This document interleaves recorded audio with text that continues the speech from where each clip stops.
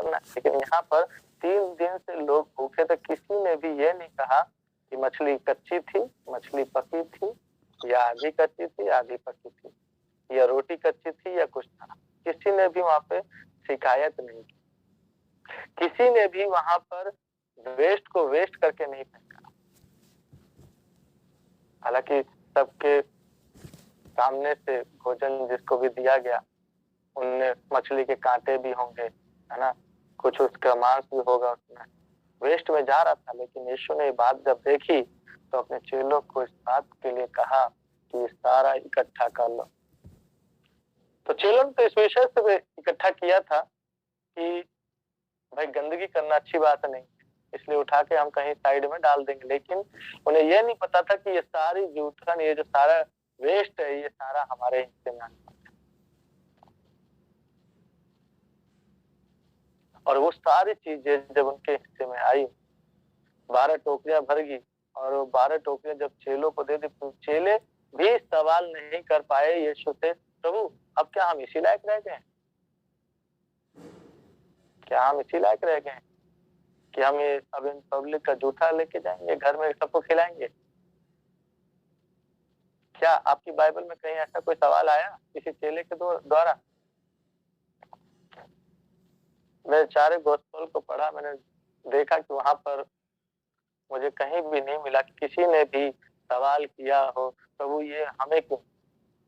और वो खुशी खुशी वो सारे एक एक टोकरी चेले लेके चले, और उन्होंने शायद खाया भी होगा, 2-3 दिन खाया भी होगा खाना भोजन को, लेकिन वेस्टेज कोई नहीं फेंका। हम मसीहत में क्या करते हैं, हम लोग थाली, कई लोगों की आदत होती है पूरा खाएंगे लेकिन थोड़ा सा खाना थाली के अंदर छोड़ देंगे, पता नहीं क्या आदत है, वो थोड़ा सा छोड़ देंगे या 2-4 दाने सा छोड़ देंगे, और वो सारा चला जाता है वेस्ट में। और कई बार वो वेस्ट जब नाली में जाता है तो वो दाना कई बार हमें श्रापित कर जाता है।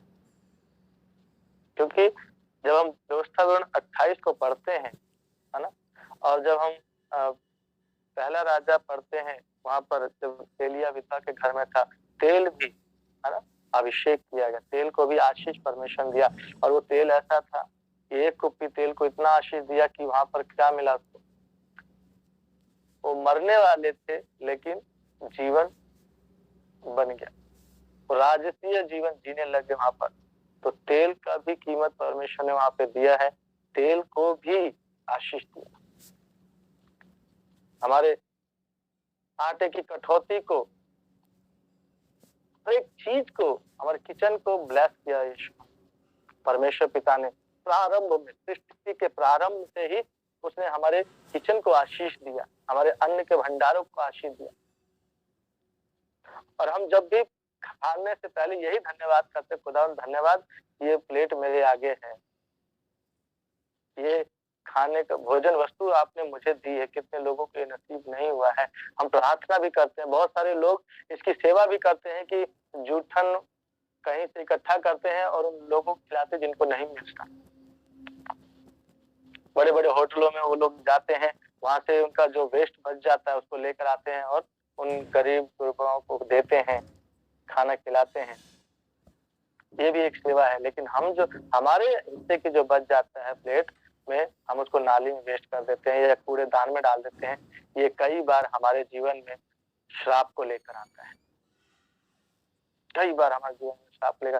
क्योंकि मैं अपने व्यक्तिगत अनुभव से बता रहा हूँ, और आत्मा ने मुझे सिखाया कि जो तेरे प्लेट में जो भोजन है ना, ये कईयों के खून पसीने से सींचा गया है और तेरे पास आया है। ये तेरी खूबी नहीं, तेरे उस आसमानी बाप की खूबी है जिसने तुझे ये दिया है।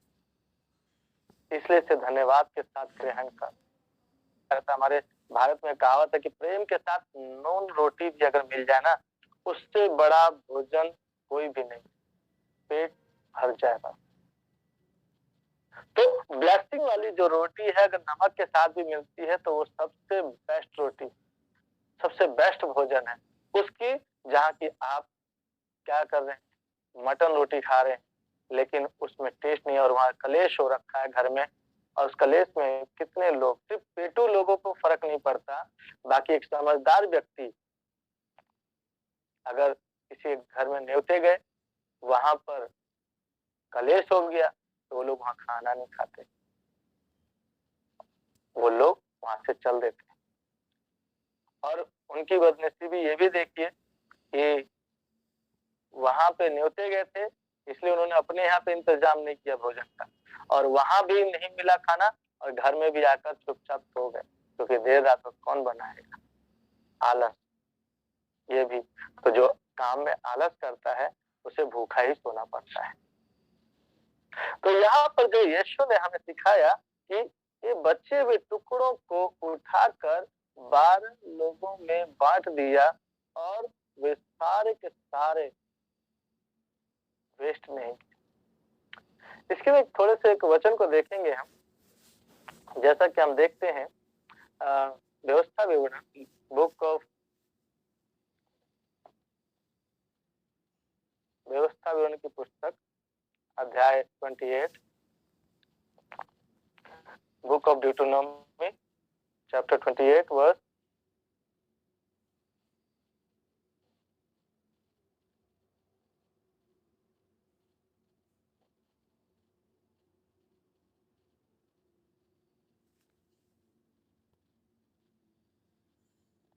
12 से पढ़ते हैं, 12 और 13।